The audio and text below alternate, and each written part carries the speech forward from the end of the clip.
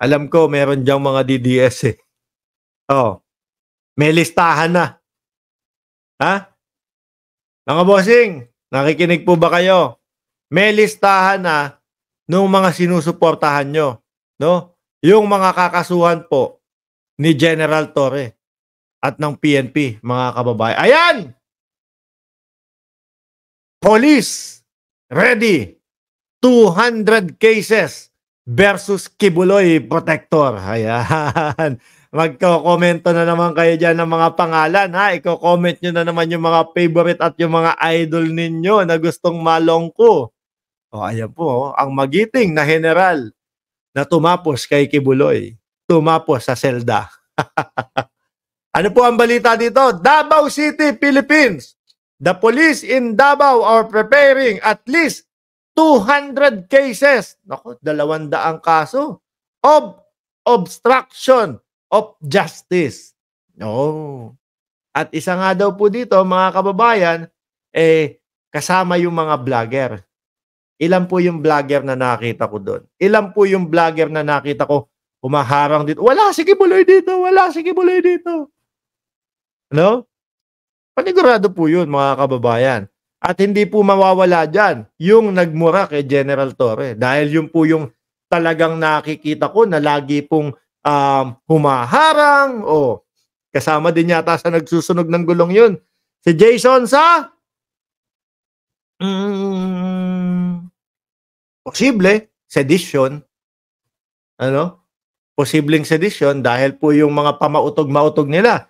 Ano yan, mga kababayan? Kumbaga, konektado po yan. Kaya nga, isa sa naisip ko kung bakit umurong po yung Kojik eh. Kung ba't hindi na nakisama yung Kojik eh. Kasi ramdam na nila na, nako, yung mautog-mautog pala nila sedition ang sigaw nila doon. Oh. Pagbaklas ng ating mga militar. Pagpapabagsak sa gobyerno ang sinisigaw nila doon. Yari kayo dyan! Pasok pa din kayo dyan kahit na po mga kababayan umalis na yun sila. Umalis na sila doon sa pamautog-mautog.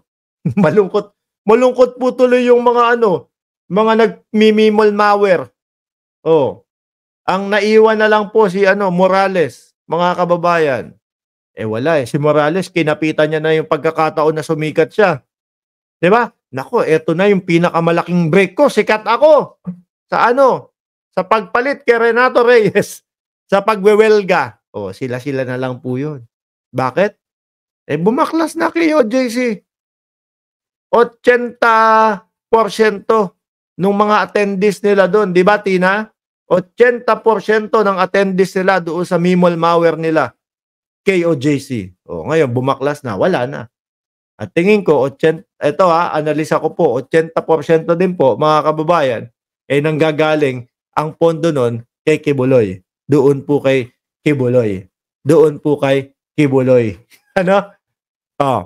Tuloy natin to. The police Davao are preparing at least 200 cases of obstruction of justice, disobedience, and violation committed by various personalities here who tried to delay. O yan, naku po. Hearing ni Bato. Halata yun. Di po ba, mga kababayan? Hearing ni Bato. Halata yun, mga bossing. Naalala nyo? Isang araw na lang, bago makubkob si Kibuloy, biglang pumunta doon, no? Kaya pala yun yung sinasabi ng mga, congressman. Malamang, no? Imbestigahan namin. Malamang imbestigahan namin yung hearing ni Bato de la Rosa, Binoy at si Bungo. Kailangan malaman talaga yun. Kumpara ba talaga siya in aid of legislation, mga kababayan? Or, wait lang, sandali lang. I-stop muna kayo sa paghuhukay. I-stop muna kayo kay Kibuloy. Mag-hearing muna tayo kasi pintuan na po yata. Petmala na, mga kababayan. Malapit na doon sa mismong pinagtataguan ng Kibuloy. Kaya sugod yung tatlo. Bigla ang sugod eh. Tapos yung mga Kojik naman, andito na. Yung mga vlogger naman, andito na po si Senator Bato de la Rosa. Yari kayo ngayon. Nayari ba si General? Hindi. Ano? Bagkus, pagkatapos po nung hearing, masaya na nakangiti. Maghuhukay pa din kami. Kinabukasan nun, mga kababayan, huli si Kibuloy. Naalala niyo po, may sinabi si Bato de la Rosa sa hearing. Ang sabi niya, hinto niyo muna yan. Tapos saka kayo bumalik pag merong bagong update.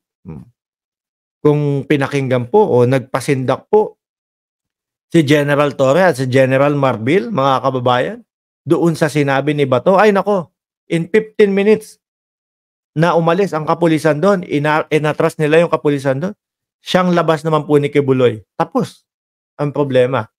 Pero magigiting po kasi itong mga general na ito, mga kababayan, ayun, kub-kub. Yun yung nakikita ko na posible na yung tatlo na yan makakasama po. O, tuloy natin ha. Yung mga kaso, obstruction of justice, disobedience, violation committed by various personality here who tried to delay or hamper the arrest of Pastor Kibuloy, including those who knew his whereabouts but concealed him from the police before and during the 16-day operation.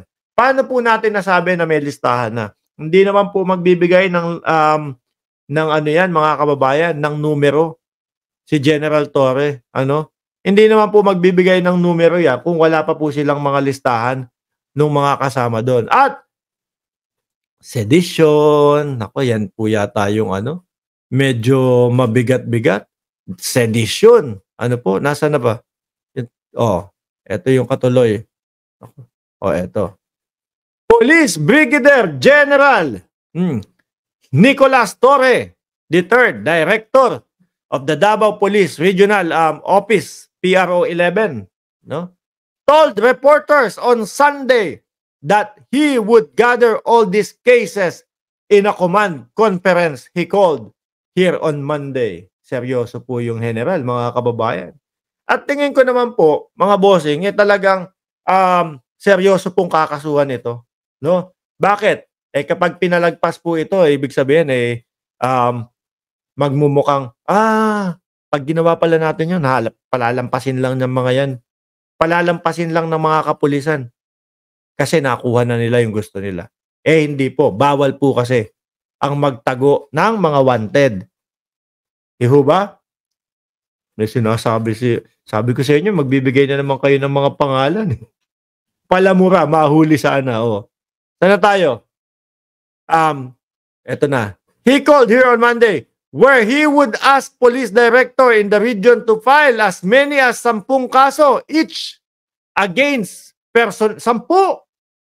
Kada isang tao who hampered the police search for the pastor inside his vast kingdom of Jesus Christ compound here.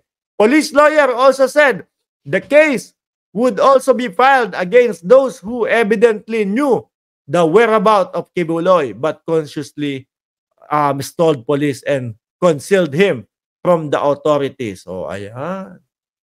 Toryon. Ako po, panigurado ako. Sigurado ako dun. Toryon kasama dyan. No? At ilang pa, sabi nga ilang mga executive ng Kingdom of Jesus Christ, makakasuhan din po. Mukhang masaya kayo dun. Biruin nyo, gigil na gigil kayo, no? Nung binubuntal yung ating mga kapulisan, nung binabanatan, nung winawater cannon yung ating mga kapulisan, gigil na gigil kayo nun. Di ba? Sabi nyo, ako sana pagdadamputin na yan. Sino yung mga nanonood dyan sa bahay nila? Ano ba tong mga to? Mga kapulisan natin. Hinahayaan lang na silang ganun. Ayan na po, mga bossing. Mukhang magiging masaya na kayo pagbalik po ni General Torre sa Davao.